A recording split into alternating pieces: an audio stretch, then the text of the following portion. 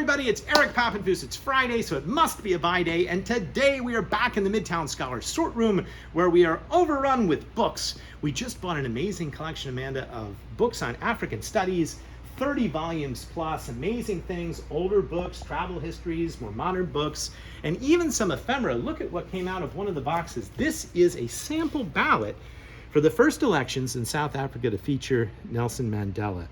And that is a really, really cool piece of world history.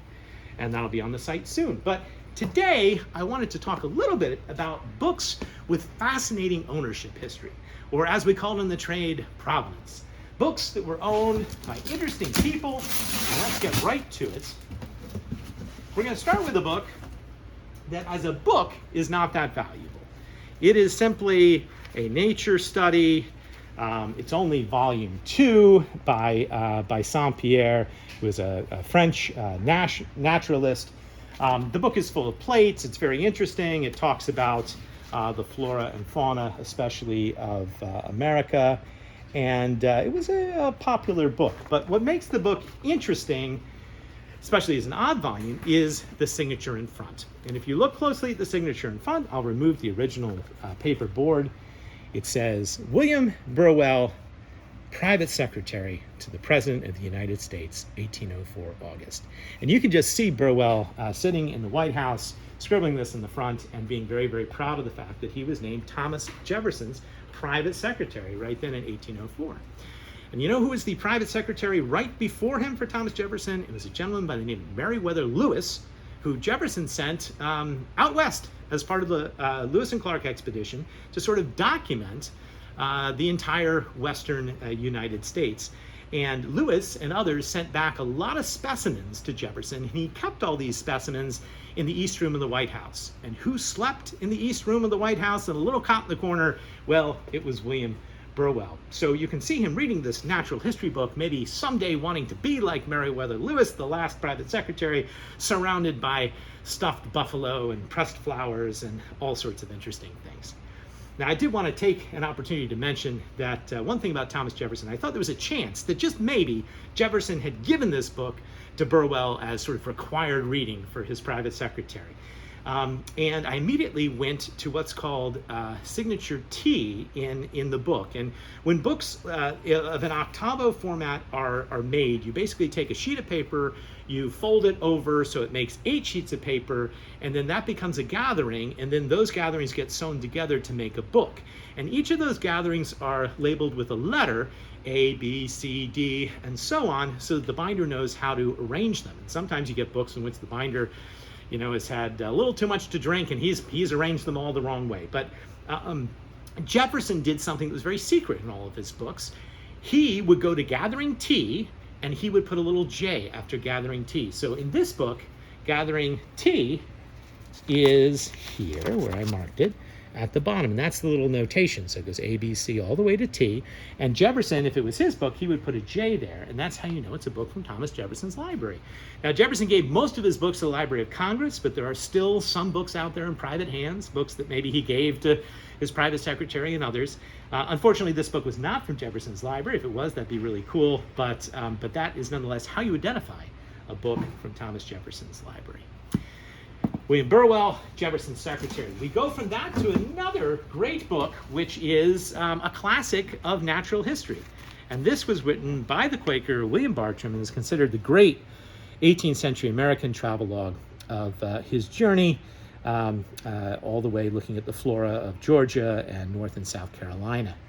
Now, Bartram's book's beautiful. You can see plates that are very similar to what we saw in the Saint-Pierre book. But what's interesting about this book to me, and the book itself is very interesting, but it's particularly interesting because of the inscription in the front of the book.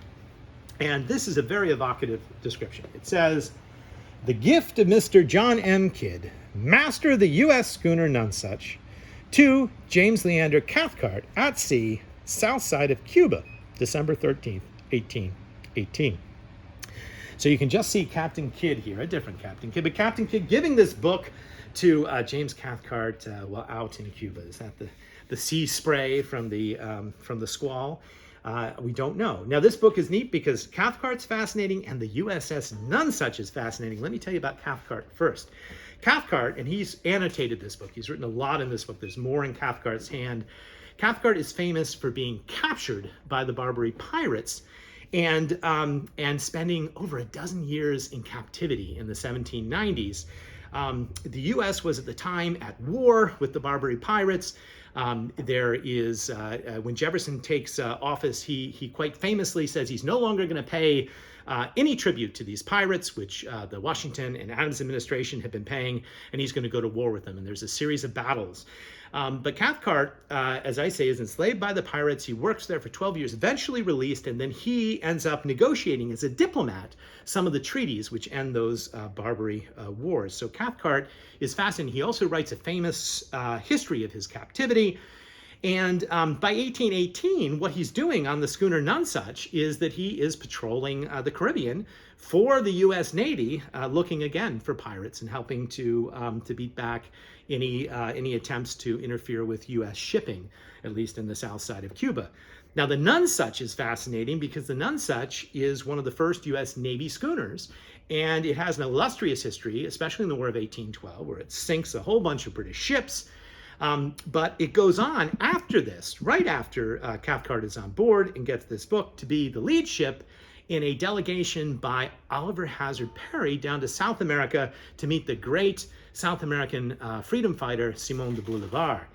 And it's on board the schooner Nonsuch that Hazard, after meeting with Bolívar, ends up getting yellow fever and dies and is buried at sea at that trip. One of the great American naval heroes, Oliver Hazard Perry. So a fascinating ship, a fascinating story, a fascinating inscription, and all these things are just there to help us make this book seem even more interesting. Can you imagine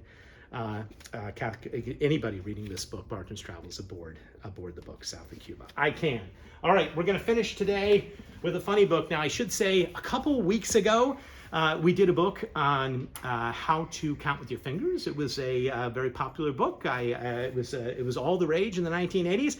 Well, the mail came streaming in, and I was sent a copy of this book by a very angry viewer who said we shouldn't be counting with our fingers. In fact, we need to stop counting on our fingers forever. And while the Counting on Your Fingers book had the best ever sort of blurb on the back, remember it said better than an abacus, this one, the blurb, not so good. It says that will change your life, which I don't know about that, but then it will change your life because it will teach you how to add or subtract single-digit numbers in your head. Well, if you need a whole book to do that, you may be in trouble. But there you go. Stop counting on your fingers forever. And we'll see you next week and every week, Friday at noon, for another edition of By Day and Adventures in the World of Books.